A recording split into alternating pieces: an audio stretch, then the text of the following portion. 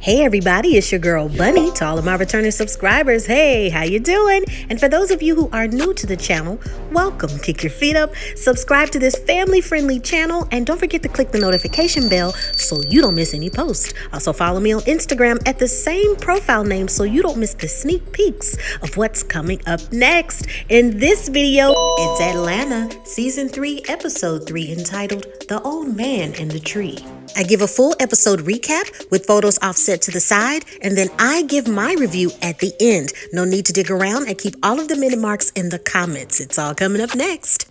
Al and Ernest head to speak with an investor. Will knows Fernando. Apparently, they were the first to give out loans. He just wants to speak with Paperboy. When it comes to certain ideas, you don't need a Shark Tank to inquire about it. Now you can just invest. Fernando is a billionaire. How many billionaires do you know? It's just best to hang around and absorb some of their knowledge. The address is odd. This can't be a billionaire's house. A woman answers the door, and this can't be where the party is, but apparently so. This house is a mess, and it's unclear what's going on. A man enters by the name of Will, and it's a code that's needed to get in through the door. Now the elegance appears. Darius points out that clearly the front was a disguise. Will says to Ernest that Adrian, his wife, divorced him because she likes women now, but he's moved on to things special. Will wants Van and Ernest to meet an artist friend of his. It may be something that they're interested in. There's even an attached restaurant, and Darius and Al indulge. A man says to Al that he's Fernando and he welcomes them to his home. He had to change the entry of the design because he doesn't want unwanted attention. He doesn't even leave the property often. He just brings what he wants there.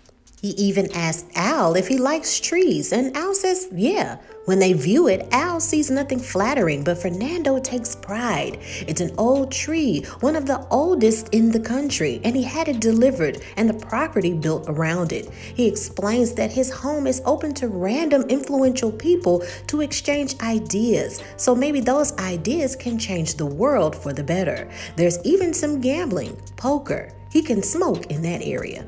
Darius strolls into a room, and it's a little bit more quiet. He approaches a woman trying to request the gin that's behind her, but she thinks he wants to flirt. She says quickly, no, I'm in a relationship. I'm engaged. Darius says congratulations, but all he wanted was a drink. She continues that she lived in LA and black guys always try to talk to her. A lot. Black guys love Asian women. Darius tries to make light of the situation and jokes that maybe it's a fair cultural exchange. Asians like hip-hop and we like anime. When the woman walks away, a white guy by the name of Xoxo thinks that her comics were messed up, but Darius isn't fazed. When Xoxo takes his beanie off, his hairline is way back, and Darius suggests that maybe he should get the Moby haircut. It'll be more fitting. Ernest and Van are introduced to TJ. TJ describes himself as an artist with range, and he does several illustrations. He even shares artwork of a white man nude from the waist down in a Supreme t-shirt and hat. Al meets Bruce and Jonathan while gambling. One man even wants to know if he can take a drag of Al's weed. The starting wage at the table is $20,000, and Al dumps money on the table, all the money in his bag. Will wants to know what Ernest thinks about TJ. He's spent over $500,000 on investing in rental space from Fernando and supplies. He wants to convert the space into a living space, a creative site, so they don't have to leave. As he speaks, TJ listens by the door. Ernest thinks that it's expensive, but TJ gets into the conversation. He thinks it's a good investment. He thinks that subscriptions to the art will pay for everything. Van admires art, and Ernest tries to keep an eye on her because now he's freaked out. He makes up a lie saying that he needs to check with Doja Cat because the word is maybe her team is doing the same thing. Fernando tells a story, and closer towards the end, he describes a pale, ashy black guy that tried to rob his house.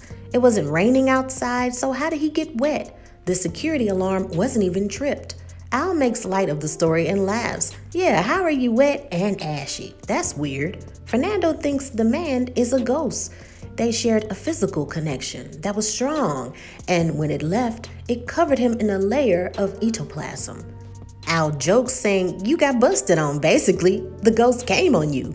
The conversation then gets deep, and Fernando continues, "If you believe in God, you must also believe in the devil. Evil spirits are all around the world. That's why there's so much killing. But he has a lot of money. Everything in the world tries to find a balance." Al says that God must be watching out for him because he has 4 aces. Fernando then leaves the table, but Al wants to know where's his winnings. Slowly, the rest of the table leaves, including the card dealer. Al wanders the home, and a woman running around snatches his hat. Sox is amazed that Darius knows Paperboy, and he brings his friends around and saying that they have his back concerning the lady that said those mean things to him. Darius clarifies again, it's okay and it's not a big deal. Al has his head bowed, obviously frustrated that he wants his money. He's won $40K. Ernest tries to keep him calm, saying he clearly has the money and maybe he'll write you a check. Besides, he's been looking for Van.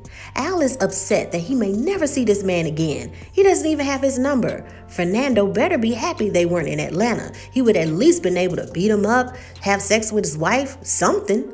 Ernest tells Al about this kid TJ, that his work actually sucks, and it's obvious that he's playing Will for his money. Al says to forget about it because more black people need to scam anyway. I mean, look at TikTok. They take everything we do. TJ skates by and tells Ernest, "Thank you. If this white guy wants to pay me off of the culture, then let him, and let him spend his money." Also, Al will never get his money back because Fernando never leaves his room. Van flirts with the man and then pushes someone else into the pool. Ernest sees this from across the way, and he's worried about Van because her behavior is odd. He even asks her, "Are you upset with me? I spoke with your mom and Lottie is good, but your mom is also worried about you. And so am I." Van credits that nothing is wrong. She's just enjoying herself, and maybe he shouldn't be so worried and live in the moment more.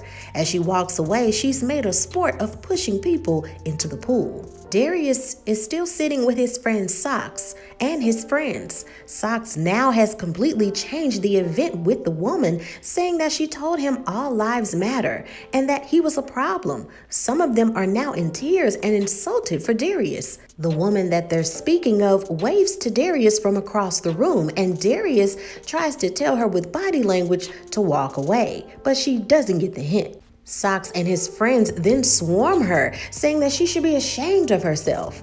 Another gentleman sits next to Darius, and he says that he's witnessing white guilt. Darius says that he thought it was all about money there and not race, but the man says that classism and race are hard to separate. Al goes to Fernando's room demanding his money, and Fernando pretends to be asleep, but Al says that he has a special lullaby for him. Ernest views a photo of the first bank and sees a black man in the shadows. Will approaches him wanting an update concerning Doja Cat. What's the news? He tells Will that TJ needs a manager. In the US, it's about 30%, but he can offer management for 25%. TJ agrees, and Will is excited that now they are in business together. Darius introduces Sox to Ernest and that maybe they should leave because things are getting intense downstairs. Al is using a chainsaw to cut Fernando's most valued possession, the tree. He cuts it down, screaming that he needs his money, all while Fernando watches in fear. Ernest calls for a ride immediately. Will then goes to Darius, apologizing for his fiancé saying such mean things. He's even cutting off the wedding. He doesn't stand for hate. Ernest and everyone run out of the house while Al grabs food and other items, saying, "Hey, what are you looking at? And you need to give me my money." They enter the ride and can't help but to burst into laughter. And the laughter stops when the driver is Sox. Also, Van isn't in the car. Ern calls Van over and over to check on her and to see where she is, but she ignores the call, enjoying some food at a stop shop. And that is the end of the episode. And now it is time for your favorite part of the video. That's right, my review. So let's talk about Van first. Now with episode 2 and episode 1, I told you guys that Van seemed to be emotionally disconnected about why are you following Ernest around? You know that the relationship is not the same, but yet you're going on tour with him and a lot of his other friends. I mentioned in that last review for episode 2 that she seems to be disconnected from life, lost, trying to find herself, and it's obvious that now her behaviors are being noticed by Ernest, that you're not being yourself, and even her mom saying, hey, I'm worried about her. I'm glad she's touring and traveling the world, but I'm concerned about Van. And we're seeing a lot of those characteristics. Now, if you've seen a lot of mystery films, murder films, or any documentaries of the early stages of maybe substance abuse, unfortunately, this is looking that way for Van, or someone that's becoming deeply depressed. She seems as if she doesn't care about anything. You know that people are concerned about you, that you're lost, they're trying to find you, and you're eating very calmly, ignoring the concern, declining the calls from Ernest. So it's one of those things that if you're a viewer of the show, you're really concerned about Van, because all she's tried to do is just take care of her daughter, take care of her baby daddy in those early stages in season 1, which was Ernest. And now she seems like she's just pooped. She's wiped out. She's exhausted. And it looks like she's slowly starting to give up on life. She's having no concern about other people. She's pushing people in the pool, not concerned about their safety. So it's this slow decline. Now let's talk about Al.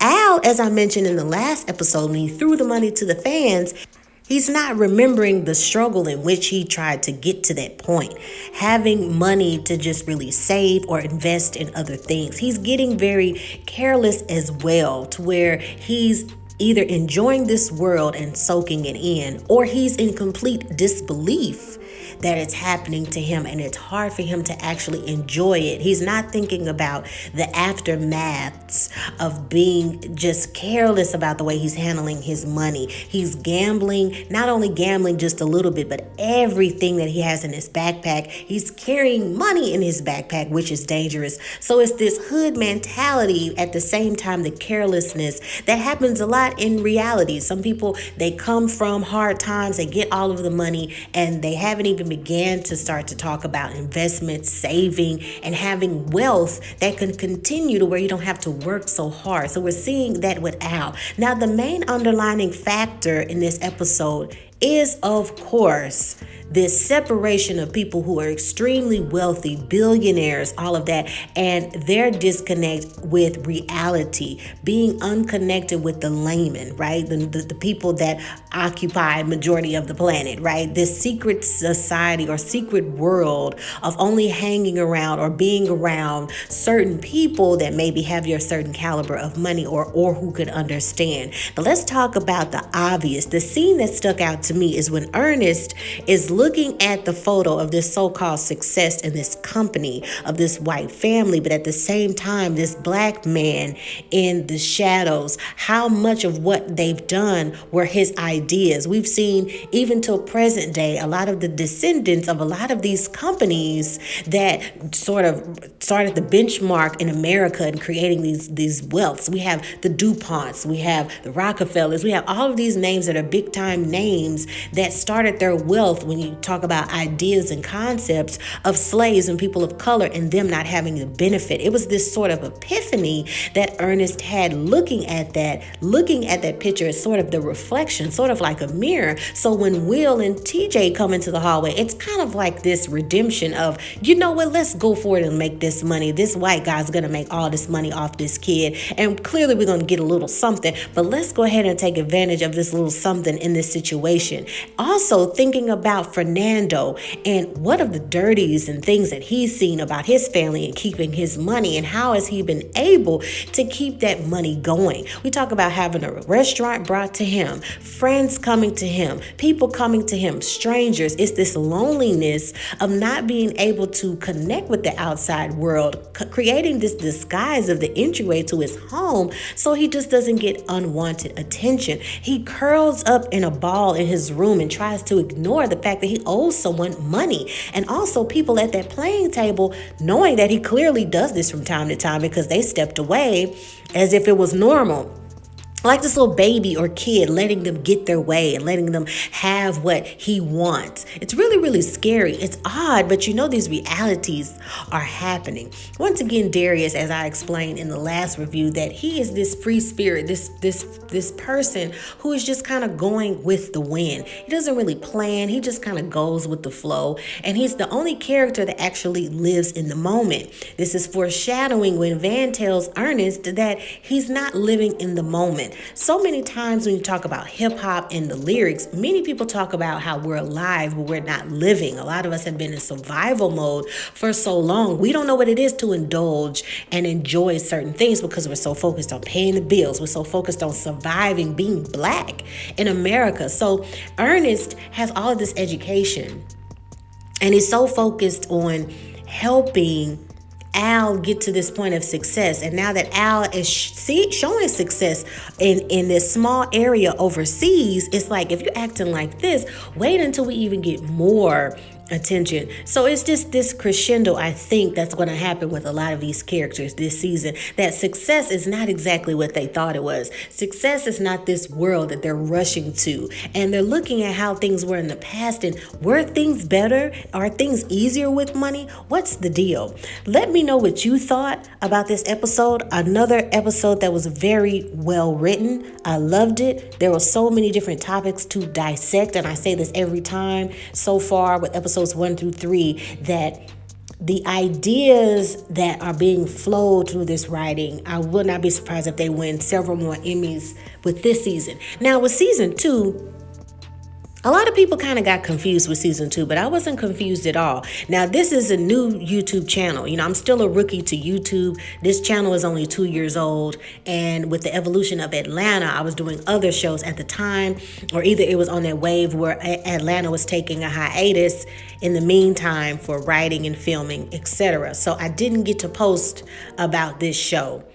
Considering the age of this channel. But season 2 for me was not confusing because there was a lot of pictorial visual, kind of like symbolism with a lot of things. So a lot of people got lost, but I didn't get lost in any of those episodes. There were a lot of things that, if you're not a person that's into film and that could catch symbolisms and points that they were trying to make, you would just see it as weird. But I didn't think it was weird. I see the same thing that's happening with season 3. It can seem weird because we're literally being pulled out of Atlanta to a culture where these characters are comfortable with, to being in something totally different. Let me know what you think. Subscribe, hit that like button, leave your comment below. Check out a lot of the shows that are either going to be in the pinned comment or in the description to binge watch and look at. In the meantime, in between time, make sure to take care of yourself and each other. And if you want to know what the lineup is on that main home page, there's a video about the 2022 lineup and what's to come and what's actually being reviewed at this time. I'll see you for episode 4. Remember to take care of yourself and each other. Until next time, bye.